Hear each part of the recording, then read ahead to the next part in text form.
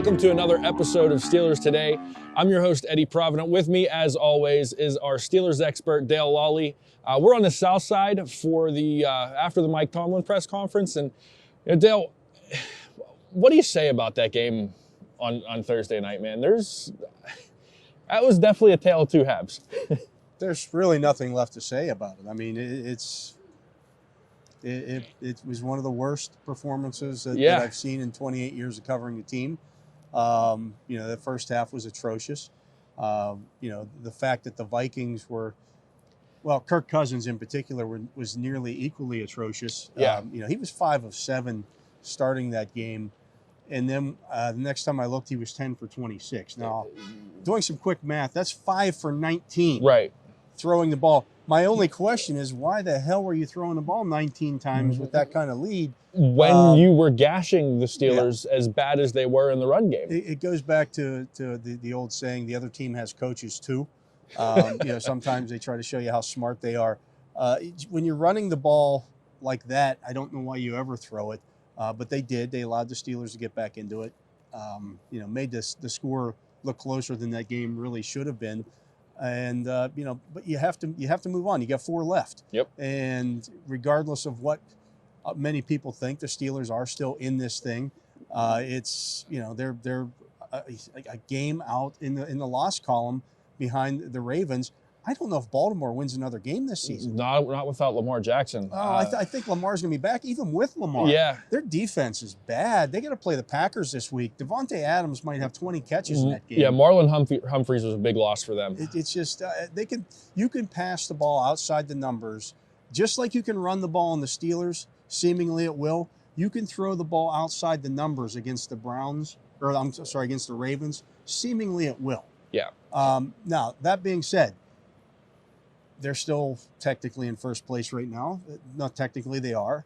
The Browns, does anybody trust the Browns? No, I don't. I don't. Not at all. I think the Bengals are the best team in the division, but they keep finding ways to lose. But they're inconsistent too. It's a sign of a young team. That's the story of the AFC It's all right North. there. And you can look across the AFC right now and find many of the similar issues with a number of the teams out there. Yes, the Chiefs are playing well right now. Guess what? They just put Chris Jones on the COVID list 5 minutes ago. He's their best defensive player. They got to play the Chargers on Thursday night. Yeah. The Chargers are going to be missing some guys. This whole thing, there were 37 players placed on the COVID-19 list on Monday across the league. Wow. There's so much that can happen here in this season. It's so much unknown that can happen in the season. You just have to find ways to win games. If the Steelers can find a way to win 3 of their final 4 games, they're going to be in the playoffs. I'm convinced So you of don't that. even think it's a win out. You think it's just 3 or 4. Win 3 or 4. Get to 9 wins, because they technically have 9.5. Now, can you do that? That's the biggest big question. question. Can you find a way to win those games? Well, you get the Titans at home this week. It's at home. Right. You should have the advantage at home. Mm-hmm. Then you got to go to Kansas City. Then you play the Browns at home on a Monday night. The Steelers traditionally are good on take Monday care night, of business at home on Monday nights. Then you go down to Baltimore. I still think that game a winnable game. It's going to be for a playoff spot. The winner very likely could get in. And it's crazy that we're in the same place we were a month ago. It's exactly the same place. Cam Hayward called it Groundhog Day the other day. This whole season is Groundhog Day. It really is. And the only thing that's you look at the AFC, the only thing that's really different about the AFC right now, we talked about, a month ago we were talking about the Bills being the cream of the crop. Now we're talking about maybe the Patriots. I mean, I still think the Chiefs, I think right now Patriots, it's the Chiefs to lose. I still think the Bills are a good team. I thought that their comeback against a really good Tampa Bay team down there last weekend was impressive. They just refused to run the football with the running back. Yeah. It all goes through Josh Allen. It's like they look at the Ravens and go, yeah, we want to do that, except we don't want to use our running backs at all. We're just going to have Josh Allen run 50 times a game. What are you doing? It doesn't. Again. It's right there. Mike Tomlin talked about it today in his press conference, saying, being off this weekend gave them an opportunity to take a step back and watch what everybody else is doing. The team that might be playing the best football in the AFC right now is the Colts. Mm-hmm. But they still have to play. They got to play the Patriots this week. Then they have to go to Arizona next week. I mean, they lose one game, they're probably not going to get in because I don't see how they can get beyond 10. They can't. I don't know if they can get to 10 wins. Yeah, is the problem. They're sitting there at 7 right now. 7. So, and they're technically 2 games behind the Titans in the conference or in the AFC South because they get swept by them. Really, what it comes down to is, aside from the Jaguars, there's really no the Jets, the Jaguars, and that's the Raiders are done. Yeah, the Raiders didn't look good at all on Sunday. Hey, let's take a quick break. When we come back, we're going to talk a little bit about the actual Steelers and maybe what they're looking at moving forward.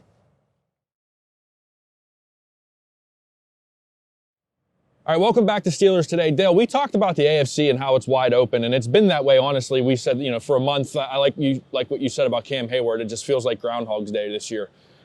What I want to talk about, though, is the Steelers in the first half of games lately versus the Steelers in the second half of games lately. Is it more to do with the coaching and the scheming, or is it more to do with teams playing with a lead and kind of dropping into more of a prevent defense and, the Steelers getting into their no huddle? What's the difference? What are you seeing the difference being in between the halves? Slow starts. I mean, and it's not, somebody asked a question today in the press conference about the Steelers script to open the games. Mm-hmm. Well, they've actually put themselves in an opportunity to score on their opening drive in 4 of their last 6 games. So that's not the problem. Right. It's not the script. Defensively, they're just not good enough up front. Guys are unable to get off of tackles. We've seen, or off of blockers, I should say, to make a tackle. Year in and year out, the Steelers, again, this is my 28th season doing this. They've had games in the past where they've gotten gashed on the ground. Corey Dillon or Fred Taylor, games like that. Fred Taylor one sticks in my mind. Somebody went off for a big game against them. And then they would all talk about how they need to do a better job of staying in their gaps. Mm-hmm. They need to get off blocks. They need to do those things better.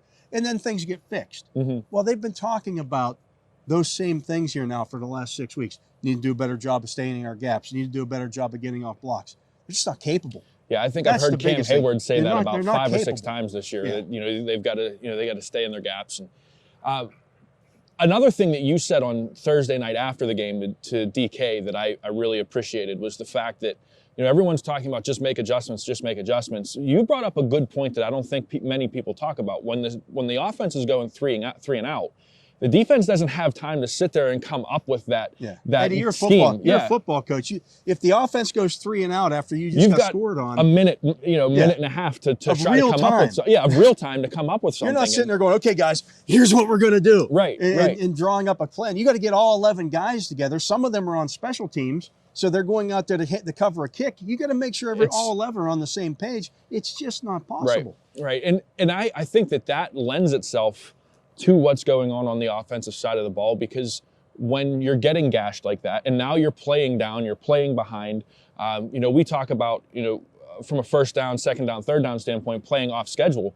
It's the same thing on the macro level. When you're down 7, when you're down 14, now you're playing off schedule. You can't get Najee going. You can't, establish any kind of run game because you're so busy trying to get back into the game. And I think that's a lot of what's going on with the Steelers right now. Hopefully, with Carlos Davis and Isaiah Buggs seemingly coming back, it sounds like they're getting healthy. That's going to help the defensive line some, at least just giving them more bodies. At least it's more bodies that you can rotate in there, and so then you don't have guys playing. Montravius Adams isn't playing 30 snaps when he should be playing 10. And things of that nature. Exactly. So we'll probably be back tomorrow to talk more about the Steelers. For Dale Lolley, for DK Pittsburgh Sports, we appreciate you watching. Take care, and we'll see you next time.